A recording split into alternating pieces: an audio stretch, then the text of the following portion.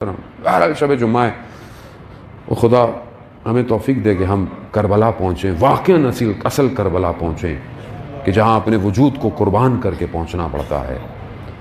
شب جمعہ تمام روحیں کربلا کی طرف ہوتی ہیں عزیزان محترم، اور سب سے پہلے وہ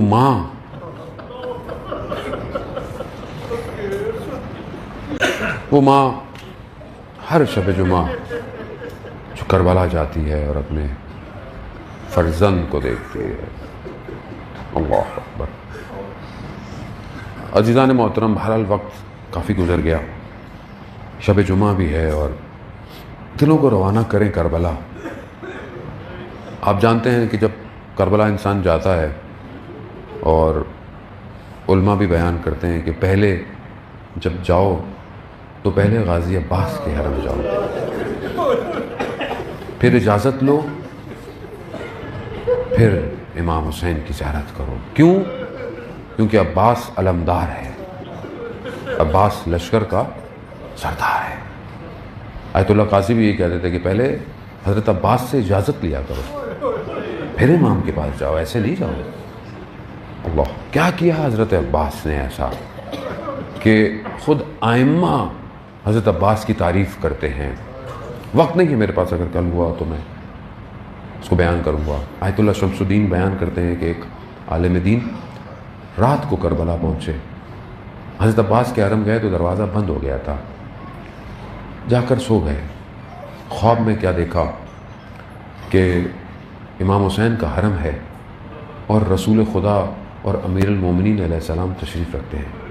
ایسے میں ایک جوان آیا اور اس نے کہا، یا رسول اللہ، حضرت عباس نے ایک جوان کی صحت کی سفارش مانگی ہے، آپ سے دعا کریں اس کے لیے۔ رسول خدا نے کہا کہ اس کا وقت پورا ہو گیا ہے، اب یہ بچ نہیں سکتا۔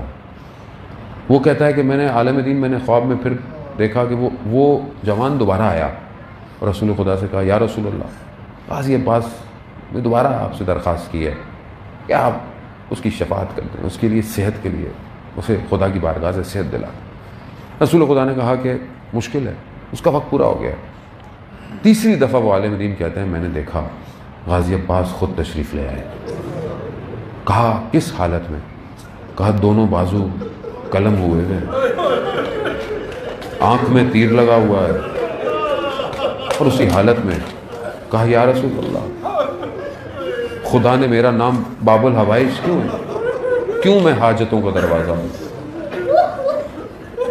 یا اس بچے کو صحیح کروا دیں، صحت دے گا، یا میرا یہ نام مجھ سے لے لیں۔ اس کی ماں ہم سے متصل ہوئی ہے۔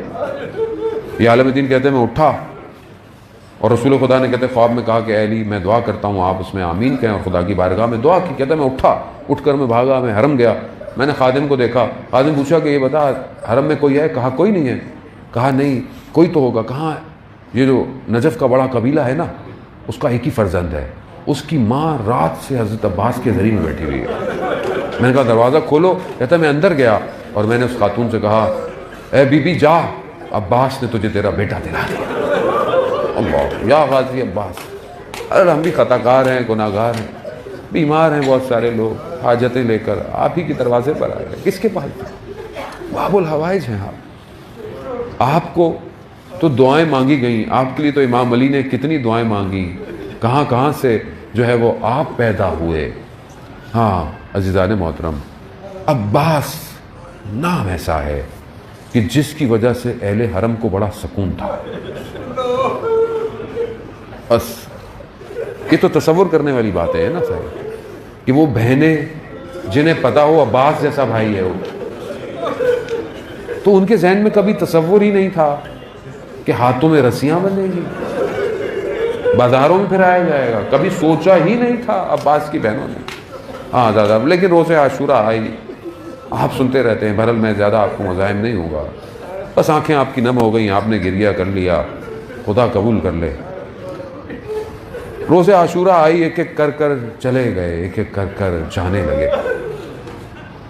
جب لوگ جنگ کرتے تھے کوئی نہ کوئی، تو دشمن کے لشکر کو جو پیچھے پھینکتا تھا وہ غازی عباس تھا، پیچھے ہٹاتا تھا ہمیشہ۔ ایک مقام پر زہیر ابن کین سے حضرت عباس کے سامنے آئے، کہا عباس ایک بات کہوں؟ حضرت عباس نے کہا یہ وقت نہیں کوئی بات کرنے کا. کہا نہیں، مجھے آپ کے بابا کی بات یاد آ گئی. کہا بابا کا نام لیا ہے تو کہو. کہا آپ کو پتا ہے آپ کے بابا نے آپ کو کیوں مانگا تھا؟ کہا یہ وہی دن ہے جس کے لیے مانگا تھا. غازی عباس کہتے ہیں تم مجھے جوش دلا رہے ہو. ایسی انگڑائی لی کہ گھوڑے کی لگامیں ٹوٹ گئی اور ایسا وار کیا کہ دشمنوں کی گردنیں اڑتی گئیں. لیکن افسوس عباس کو جنگ کی اجازت نہ ملی. غازی عباس آئے امام حسین کی خدمت میں، کہا مجھے جنگ کی اجازت دے. کہا عباس کیسے دے؟ تم ہمارے لشکر کے سردار ہو، علمدار ہو سکتا ہے غازی عباس نے مڑ کے دیکھا ہوگا مولا لشکر کہاں ہے، کہاں ہے لشکر؟ اجازت نہ ملی، نہیں ملی اجازت. مگر کیا کریں، بچوں کی پیاس اتنی تھی کہ آج بھی جب آپ علم دیکھتے ہیں نا تو اس کے ساتھ مشکیزہ آپ کو اس بچی کی یاد دلاتا ہے جس نے چچا کو پانی کے لیے بھیجا. بچی نے جب دیکھا کہ اتنے بچے پیاسے ہیں، چھوٹا بھائی پیاسا ہے، تو چچا کے پاس، چچا بچے پیاسے، کتنی امید سے وہ آئی. کہا اجازت دلا دو ہم پانی لے آئیں گے. اجازت دلا دی. عزیزان محترم، بہرحال علماء بیان کرتے ہیں کہ جب بچی نے کہا ہوگا تو ہو سکتا ہے امام حسین نے کہا ہو بیٹا آپ کو اپنے بھائی کے لیے پانی چاہیے، ہمارا بھائی گیا تو پلٹے گا نہیں. یہی ہوا عزیزان محترم. گئے، میں مراحلوں کو طے کر رہا ہوں تیزی سے آگے کی طرف، بس اپنے آخری جملوں کی طرف. غازی عباس گئے، غازی عباس پہنچے، کوئی روک نہیں پایا عباس کو. حضرت عباس نے پانی تک پہنچ گئے. پانی تک پہنچے نا، پانی کو ہاتھ میں لیا تو 20 سال پرانی اپنے بابا کی وصیت یاد آ گئی. شب 21 رمضان کو جب حضرت علی نے عباس کو بلایا تھا نا تو کہا بیٹا ایک وقت آئے گا جب پانی تک پہنچ جاؤ گے تو یاد رکھنا حسین پیاسا ہوگا. اللہ اکبر. وہی وقت جب پانی دیکھا نا عباس نے تو عباس کو یاد آیا. اللہ با وفا، ارے باپ پیاسا ہے کیسے پانی پیے؟ پانی کو پانی پہ مار دیا، مشکیزہ بھرا، مشکیزہ بھرا.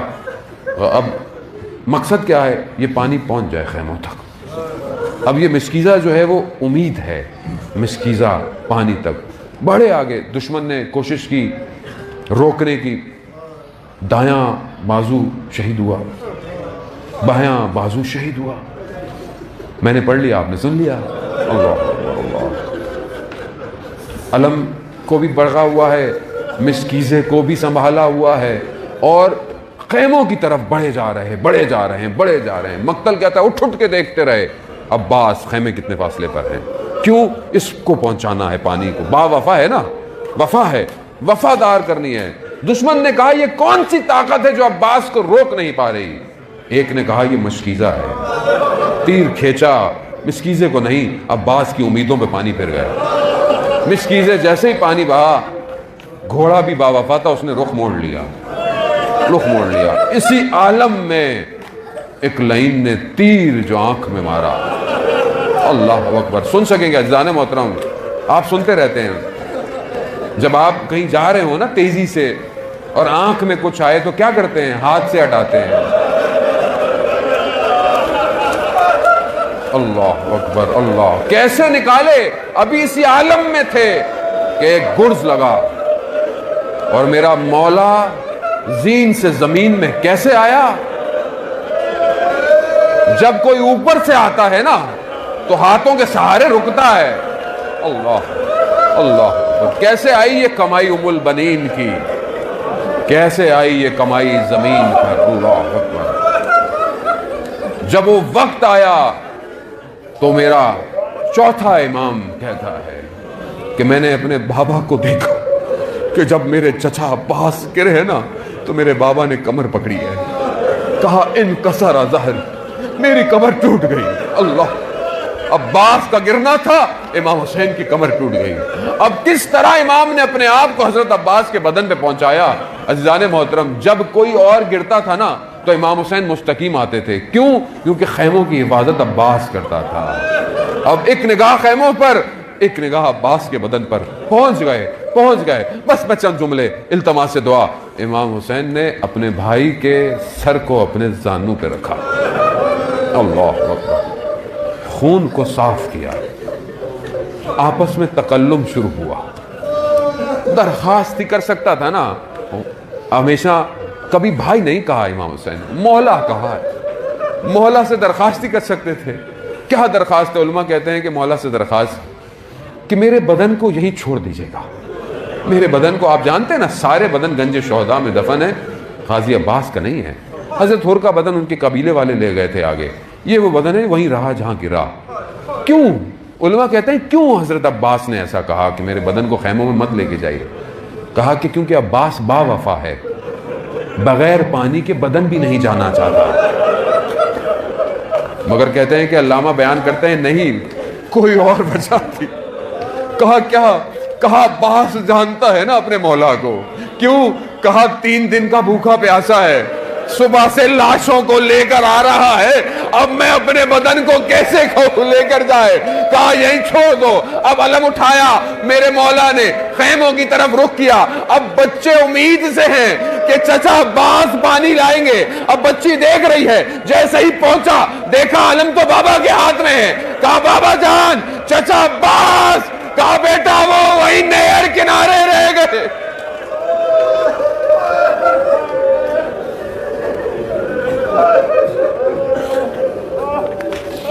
لعنت اللہ علی القوم الظالمین وسیعلم الذین ظلموا ای منقلب ینقلبون۔ پروردگار امام زمانہ کے ظہور میں تعجیل عطا فرما، ہمیں ان کے ناصروں، ان کے مددگاروں میں شمار فرما، جو پریشان حال ہے ان کی پریشانیوں کو دور فرما۔